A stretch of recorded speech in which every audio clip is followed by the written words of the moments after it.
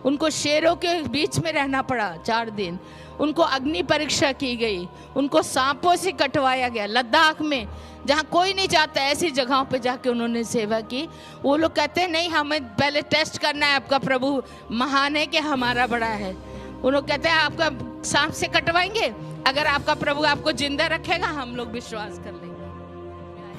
हमें खुशी और आनंद मिल गई। पंजाब को प्रभु ने बचाया, हालेलुया। पूरे भारत को अभी हम कहेंगे कि यीशु ने बचाया, हालेलुया। उसी पंजाब से मेरी माँ धनन कौर साधु सुंदर सिंह की बहन थी। शादी मेरे पापा एक बड़े जमींदार थे, सरदार प्रताप सिंह, और जमींदारी के साथ साथ वो काफ़ी एजुकेटेड थे, इंग्लैंड में पढ़ के आए थे, बड़े रईस परिवार के थे। और उनको उस ज़माने में, अंग्रेज़ों के ज़माने में डिस्ट्रिक्ट कलेक्टर की पोस्ट मिली थी, हालेलुया। तो परमेश्वर ने उन्हें काफ़ी ऊंचे ओहदे पर रखा था। धन दौलत के ढेर अंबार लगे हुए थे, इज्जत शौहरत की भी कमी नहीं थी, लेकिन कमी थी तो एक ही थी, परमेश्वर की कमी थी।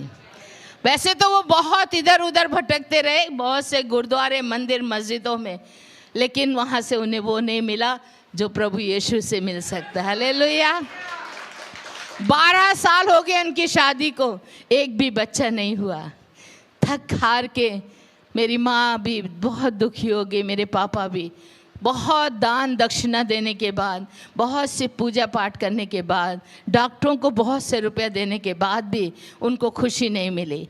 घर में चुपचाप बैठे थे। उसी समय 1925 में साधु सुंदर सिंह हमारे घर पहुँचे और मेरी माँ उनके सामने रोई, कहा भैया मेरे लिए भी प्रार्थना करो, आप इतने लोगों के लिए प्रार्थना करके कितनों का भला करते, मेरा भी करो। कहते क्यों बहन, क्या हुआ? तेरे पास तो सब कुछ है, इतना बड़ा बंगला, कोठी है, हस्बैंड इतना बड़ा ऑफिसर है, धन दौलत के ढेर हैं। कहते ये सब बेकार है, ये धन दौलत, ये रुपया पैसा, ये इज्जत शौहरत मुझे खुशी नहीं दे सकती है। एक औरत की खुशी क्या होती है? शादी के बाद उसकी गोद में ऊँ करने वाला एक प्यारा सा बच्चा होना। वो मेरे पास नहीं है।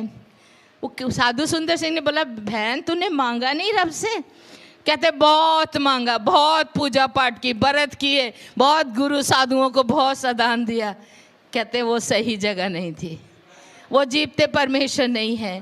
तू एक जगह जाना है, जो सच्चा परमेश्वर है वो है यीशु मसीह। अगर तू उससे मांगेगी तो तुझे मिल जाएगा। अगर तू विश्वास करेगी तो परमेश्वर की महिमा को देख सकेगी। जब उन्होंने ऐसा बोला, मेरी मम्मी उसी वक्त उनके चरणों में बैठ गई। मेरे पापा भी दौड़ के आके वहाँ घुटनों में बैठ गए।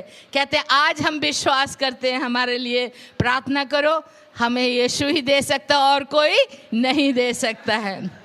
और जब उनके लिए प्रार्थना की गई, प्रार्थना के तुरंत बाद साधु सुंदर सिंह उठे और कहते हैं प्रभु तुझे अगले साल ही बच्चे देगा, हालेलुया। बच्चा देगा ऐसा नहीं कहा, क्या बोला? बच्चे। बच्चा होना एक बच्चा, लेकिन ये क्या बच्चे होंगे। और इतना कह के वो दुआ करके चले गए और एक बता के गए, प्रभु का भाग प्रभु को देते रहना, प्रभु की आज्ञा का पालन करते रहना, तुम्हें बहुत आशीष मिलेगी। और इतना कह के वो तो चले गए। और उसके बाद में हमारी माँ थोड़े दिनों के बाद कंसीव हो गई, हालेलुया। और दूसरे साल 1926 22 जुलाई को मेरी माँ ने 2 बेटों को एक ही साथ जन्म दिया, हालेलुया। ये था हमारे घर में पहला चमत्कार। यीशु मसीह जिंदा खुदा है, पवित्र पिता का पुत्र प्रभु यीशु, जो सामर्थ्य परमेश्वर है, जो सब कुछ कर सकता है, उस प्रभु ने जिसको हर एक चीज़ पर अधिकार है, हमारी माँ को 12 सालों के बाद एक ही समय 2 बेटे दिए। बड़ी खुशियाँ, एकदम पूरा नाच गाना। पंजाब में तो बल्ले बल्ले हो जाती है, एक बेटा हो, लेकिन यहाँ 2 बेटे हो गए और दोनों मोटे ताजे, बहुत सुंदर। उसी दिन साधु सुंदर सिंह भी आ गए और साधु सुंदर सिंह ने आके कहा क्या मेरे प्रभु ने उत्तर दिया है तुम्हारी प्रार्थना का, हालेलुया। मेरे मम्मी पापा दोनों ने कहा हाँ, यीशु मसीह जिंदा खुदा है। और हमें एक नहीं 2 बच्चे दिए हैं। आपने बच्चे बोला था, 2 बच्चे आ गए, प्रभु का धन्यवाद।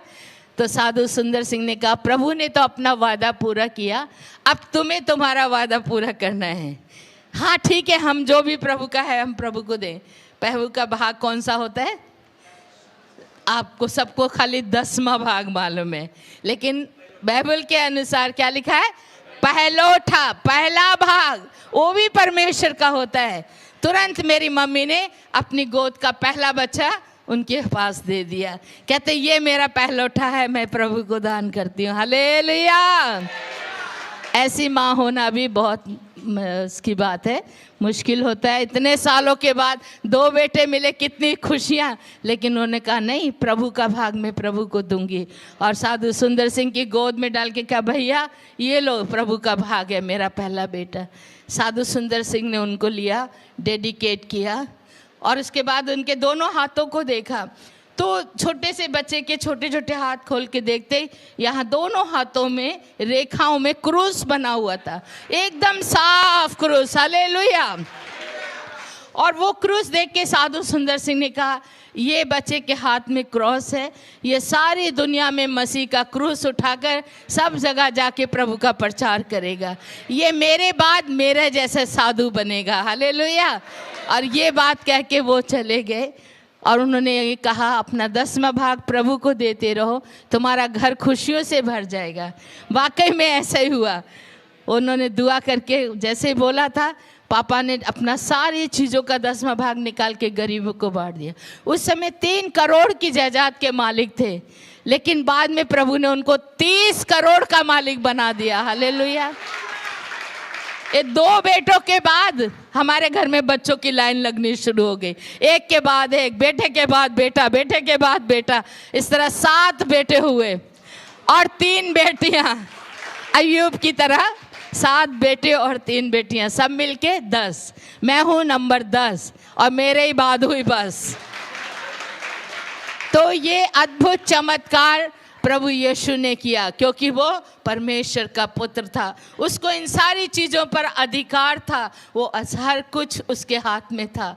और ये हमारे लिए बड़े सौभाग्य की बात है कि उस प्रभु यीशु ने हमारे परिवार में ये बहुत बड़ा अद्भुत कार्य किया। और उसी दिन से मेरी माँ ने मेरे भाई साधु किशन सिंह को साधु बनाने के लिए पूरा प्रतिज्ञा कर लिया था। लेकिन पापा का थोड़ा मन बदल हो गया था बाद में। वो देखते थे सारे बच्चे अच्छे खेलते खाते, वो बहुत अमीर थे, वो कहते मेरा अमीर बच्चा ये साधु बनेगा, ये साधु सुंदर सिंह की तरह जंगलों में मुश्किल जगहों पे कष्ट उठाएगा। नहीं नहीं नहीं, मेरे से सहन नहीं होगा, मेरे बेटे को मैं जाने नहीं दूंगा। वो बार बार कहते बेटा घर में रह के दुआ करो, हम भी दुआ करेंगे, प्रार्थना तो हम घर में ही कर लेंगे, तुम बाहर मत जाना। लेकिन मेरी मम्मी कहती थी बिल्कुल नहीं, इसको प्रभु का हुक्म का पालन करना है, जहां लिखा है सारी दुनिया में जाके सुसमाचार प्रचार करना है। मेरा बेटा जाएगा, चाहे कितना भी कष्ट हो, मैं इसको सिखाऊंगी। मेरी प्यारी माँ और बहनों, माँ के हाथ में है बच्चे को अच्छी बातें सिखाना। मेरी माँ रात को 2 बजे से उठकर 4 बजे तक रात के बैठ के अपने बेटे को बाइबल सिखाती थी, क्योंकि पापा उनको बाहर जाने नहीं देते थे, चर्च में जाने नहीं देते थे, घर में रखते थे। हमारे रिश्तेदार भी सब बहुत विरोध करते थे। 4 साल के बाद एक दिन पापा ने देख लिया और पूछा ये क्या कर रहे हो।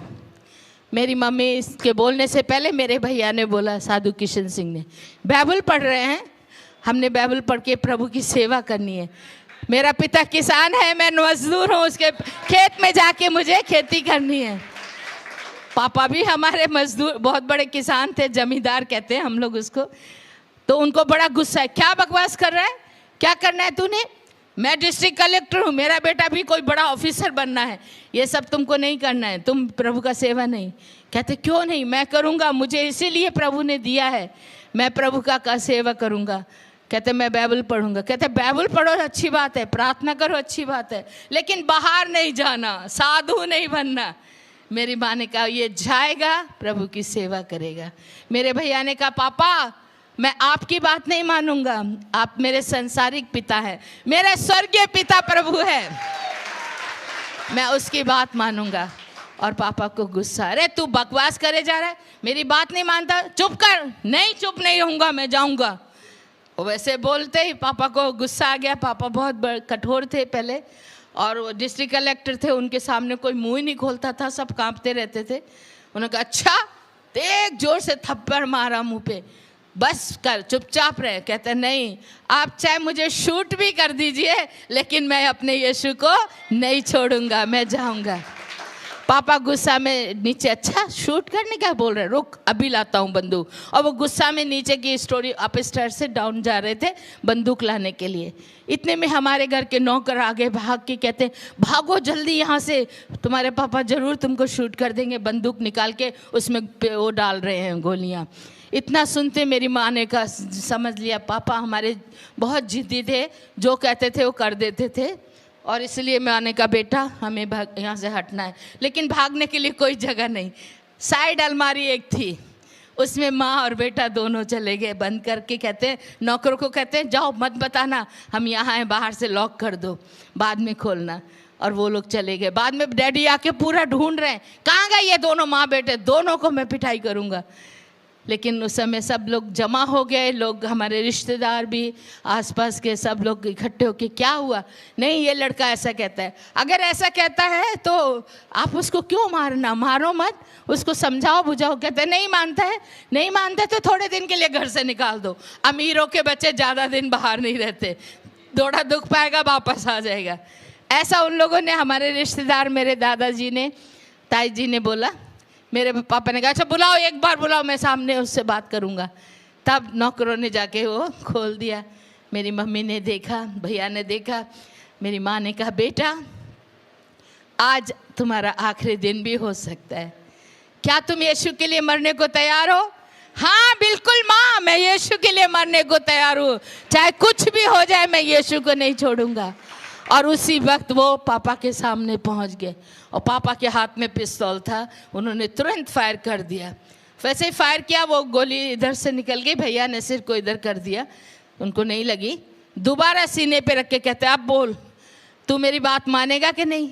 मेरे भैया साधु किशन सिंह के कहा नहीं, मैं अपने यीशु की बात मानूंगा, आपकी नहीं मानूंगा।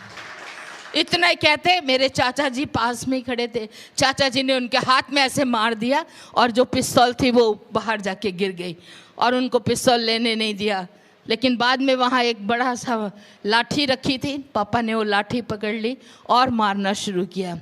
साधु किशन सिंह मेरे भाई के पहले सिर में मारा, कान टूट गया, इधर से खून बहना शुरू हो गया, कंधे में चोटें, पीठ में ऐसे करके गिर गया, पूरा मुंह से खून ही खून बहना शुरू हो गया, सिर भी फट गया था। मेरी मम्मी से देखा नहीं गया, दौड़ के आई, बस मेरे बेटे को और मत मारो। अब मम्मी के भी सिर में चोट लग गई, उनका भी खून बहना शुरू हो गया, पूरा वहाँ खून ही खून हो गया था। मेरी माँ ने उसी खून को लेके हाथ से मेरे भाई के सिर पे लगा के कहा बेटा आज सच में हम यीशु के रंग में रंग गए। हालेलुया। जो रक्त बहाकर साक्षी देते हैं उनका नाम स्वर्ग में स्वर्ण अक्षरों में लिखा जाता है। तो जाओ बेटा, तुम यीशु की सेवा करो, भूल जाओ इन सबको, तुम चले जाना यहाँ से। और इतना कहते कहते मम्मी बेहोश हो गई, उनको आके हमारी सिस्टर लोग उठा के अंदर ले गई। लेकिन पापा ने बड़े गुस्से से सबके सामने मेरे भाई को कह दिया निकल जाओ मेरे घर से, ले जाओ इसको बाहर फेंक के आओ। ये भी लथपथ खून से थे, पानी मांग रहे, नहीं इसको पानी भी नहीं देना है हमारे घर का। और नौकर खींच के उनको लेके गए। डॉक्टर पापा ने कहा इसको ले जाओ रेलवे लाइन पे फेंक के आ जाओ, ये हमारा बच्चा नहीं है, ऐसे बोल के बहुत उनको दुख से बाहर निकाल दिया। लेकिन नौकर लोग उनको रेलवे लाइन पे नहीं फेंका, उन्होंने ले जाके एक ट्रेन खड़ी थी लाहौर जा रही थी, उस ट्रेन के कंपार्टमेंट में ले जाके उनको बर्थ पे सुला दिया। लेटाने के बाद कहते हैं जा बेटा, तेरा परमेश्वर जिसको तू मानता है वो तेरी मदद करेगा। हालेलुया। और वो लोग उतर गए। इतने में ट्रेन चलनी शुरू हो गई। ये पानी पानी कर रहे हैं, लेकिन वहाँ कोई भी पानी देने वाला नहीं। एक अंग्रेज मिशनरी आ गया। हालेलुया। परमेश्वर अपने लोगों के लिए अपना इंतज़ाम हमेशा करके रखता है। उसने आके देखा, अरे क्या हुआ? कहते वो वहाँ और भी लोग बैठे थे, उन्होंने कहा इसने यीशु मसीह को ग्रहण कर लिया, इसलिए इसको घर से निकाल दिया गया है। उसने कहा कोई बात नहीं है बेटा, मैं हूँ, मैं तुझे ले जाऊँगा। पानी चाहिए, पानी, लेकिन वहाँ कहीं पानी नहीं, किसी के पास नहीं। पहले ज़माने की तरह बोतलें नहीं मिलती थी। उस बेचारे ने कहा मेरे पास पानी नहीं है, ट्रेन के उसमें भी पानी नहीं है, लेकिन मेरे आंसू मैं तुझे पिलाऊंगा। और वो घुटने टेक के इनके लिए दुआ करने लगा, प्रभु जब तक हम हॉस्पिटल ना पहुँचे इसको जिंदा रखो। और इस तरह वो रोता जाता, उसकी आंखों का पानी मेरे भाई के मुंह में जाता रहा। हालेलुया। और वो उनको लेके हॉस्पिटल में पहुँचे। लाहौर में ले जाके जैसे उनको हॉस्पिटल में एडमिट कराया, वहाँ एक बहुत अच्छे केरला के डॉक्टर थे, डॉक्टर चाको। उन्होंने देखते कहा ये अब नहीं बचेगा, इसके लिए अगर हो सके तो जल्दी से जल्द खून का व्यवस्था करो, इसका कोई रिश्तेदार है बुलाओ, उसको ब्लड डोनेट करना पड़ेगा। वो कहते अरे ये तो घर बार से निकाल दिया गया, इसके पास कौन है? इसका कोई भी नहीं है, हम ही लोग इसका ब्लड कहीं से अरेंज करेंगे। उनके स्टॉक में ओ ग्रुप का ब्लड नहीं था। वहाँ एक लेडी डॉक्टर थी केरला की, तंगम्मा, वो आके कहती है मैं हूँ इसकी माँ, मैं दूंगी इसको खून, इसने मेरे यीशु के लिए खून बहाया है, मेरे यीशु ने मेरे लिए खून दिया, मेरा खून मैं इस बच्चे को दूंगी। हालेलुया। और उस माँ ने अपना खून इनको दिया। और भी वहाँ बहुत सी बहनें थी कि नन्स जो नर्स थी, उन्होंने भी खून डोनेट किया। 3 दिन तक वो हॉस्पिटल के बेड में बेहोश पड़े थे और ये सब लोग उसके लिए प्रार्थना करते रहे, जिनको जानते भी नहीं। 30 दिन आके खोल के देखा, बैठ के चारों ओर रो रही हैं भाई बहनें, बैठ के इनके लिए दुआ कर रहे। क्रिश्चियन बहन भाई आके खोल के देखा, रे ये तो मेरे रिश्तेदार नहीं, बहन भाई नहीं, लेकिन मेरे लिए प्रार्थना कर रहे हैं, मेरे लिए रो रहे हैं। ये लोग कौन है? ये पूछा, हम भी तेरे प्रभु यीशु को मानते हैं, तेरी ही बहनें हैं बोला। और ये बहुत खुश हो गए। इस तरह उनका घर से निकलना हुआ। मेरे भाई की टेस्टमनी की किताबें भी हैं, लेकिन मैं अभी यहाँ नहीं लाई हूँ। और इसकी फिल्म भी बन रही है, वही जिन्होंने साधु सुंदर सिंह की बनाई है वो इसको भी बना रहे हैं। अभी थोड़ा काम बाकी है, बाकी हो चुका है। आप लोग उसके लिए प्रार्थना करना। साधु किशन सिंह की जीवनी में बहुत बड़े बड़े चमत्कार प्रभु ने किए। उनको शेरों के बीच में रहना पड़ा 4 दिन, उनको अग्नि परीक्षा की गई, उनको सांपों से कटवाया गया। लद्दाख में जहाँ कोई नहीं जाता, ऐसी जगहों पे जाके उन्होंने सेवा की।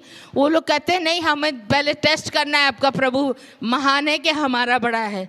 उन लोग कहते हैं आपका सांप से कटवाएंगे, अगर आपका प्रभु आपको जिंदा रखेगा हम लोग विश्वास कर लेंगे। मेरे भाई ने कहा ले आओ सांप, और वो लोग 2 नाग सांप लेके आए हाथों में पकड़ के। कहते हैं हम लोग नाग सांप पालते हैं और हम इसी से लोगों को कटवाते हैं। सारा गांव जमा हो गया। कहते हैं वो लामा लोग हैं, कहते हैं आपका यीशु अगर आपको बचा लेगा तो हम लोग विश्वास कर लेंगे। और ऐसा कह के उन्होंने सबने जमा होकर और एकदम पूरा बीच में खड़ा किया। मेरे भाई ने हाथ में बाइबल लेके सीने से लगा के कहा प्रभु जी ये लोग मुझे नहीं तुझे देखना चाहते। हालेलुया। तू जीता परमेश्वर है, तू जीवन देने वाला है, तू कर अधिकार अपना काम, तेरे हाथ में सब तरह का अधिकार है। क्योंकि बाइबल में यह मरकस 16 उसमें 15, 16, 17 में लिखा है जो कोई विश्वास करेगा उनमें ये निशान होंगे। हैं क्या क्या निशान होंगे? बीमारों को चंगा करेंगे, दुष्ट आत्मा को निकालेंगे, अगर जहर भी पी ले तो उनको कोई हानि नहीं होगी। और ये शब्द कहते ही उन्होंने कहा प्रभु तेरी परीक्षा करना चाहते हैं, मेरी नहीं। मैं तो माँ जानता हूँ सांप मुझे काटेगा मैं मर जाऊंगा, लेकिन तू बचा सकता है। हालेलुया। और उन्होंने कहा ले आओ तुम्हारे सांपों को कटवा लो, मेरा यीशु जिंदा खुदा है। और वो इधर आके एकदम पास में, एक आदमी इधर से आया एक इधर से आया, और वो सांपों को बिल्कुल इनके यहाँ पर कटवाया। थोड़ा ढीला किया, सांप ने टक करके इधर मारा इधर मारा, दोनों तरफ जैसे सांप का जहर गया। नाग बहुत खतरनाक, 2 सेकंड भी कोई इतना जहर लेके खड़ा नहीं रहता है। और जैसे ही उसने सांप ने काटा, इनका आंखों के आगे अंधेरा पड़ गया, सिर चकराने लगा। तभी क्या किया, अब क्या कर सकते हैं, ये हमारे हाथ में जीवनदायक वचन है। हालेलुया। तुरंत उन्होंने बाइबल लेके इधर भी लगा ली, इधर भी लगाई, और लगा के कहा, प्रभु जी ये जहर अंदर नहीं जाना चाहिए, इसको बाहर निकाल ले, आउट, अभी हो जाए यीशु मसीह के नाम से। और सारा जहर बाहर हो गया। हालेलुया। काला काला खून बह के दोनों तरफ से निकल गया। मेरे भाई की आंखें बिल्कुल साफ क्लियर हो गई, वो ना गिरे ना कुछ हुए। उठा के उन्होंने बाइबल खोल के और लोगों को प्रचार करना शुरू कर दिया। हालेलुया। कहते हैं हमारे प्रभु ने तो ये अधिकार दिया है। साम्स 91 में वहाँ लिखा, तू जवान सिंहों को और अजदा को लताड़ेगा। कितना बड़ा सांप भी है, कुछ नहीं कर सकते। प्रभु हमारे साथ है। और जैसे उनको बताया, वो लोग सुन रहे। 1 घंटा उनको प्रचार किया। वो खड़े होके देख रहे हैं, ये अभी गिरे अभी गिरे, लेकिन वो तो गिरे नहीं। बाद में वो ही लोग सब आके सामने गिर गए, सिर झुका के प्रणाम करके कहते हैं, आपका परमेश्वर जिंदा खुदा है। हालेलुया। आज हमने देख लिया। और 250 लोग उस गांव के थे। एक ही साथ सबने उसी दिन बपतिस्मा ले लिया। हालेलुया। इस तरह करके मेरे ब्रदर किशन सिंह ने लद्दाख में कई हजार लोगों को बपतिस्मा दिया है। वो अभी भी है वो लोग वहाँ पर। हम लोग वहाँ पर शूटिंग के लिए अभी जाने वाले हैं अगले 2-3 महीने में। अभी वहाँ ठंडा है और मुश्किल है, शायद अप्रैल मार्च में जाएंगे। तो वो लोगों ने प्रभु को ग्रहण किया है। और वो लोगों ने इस तरह चमत्कार देख के करते, ऐसे नहीं। इसी तरह का चमत्कार मेरे भाई के जीवन में 10 बार बड़े अद्भुत अद्भुत कार्य प्रभु ने किए। तो मेरे प्यारे बहन और भाइयों, उस परमेश्वर ने बड़ी बड़ी संकट मुसीबतों से हमें बचाकर यहाँ तक लाया है, और आगे भी वो ही चलाएगा, क्योंकि वो जिंदा खुदा है। हालेलुया। और वो अपने लोगों की सुधि रखता है, कभी नहीं छोड़ता, कभी नहीं भूलता।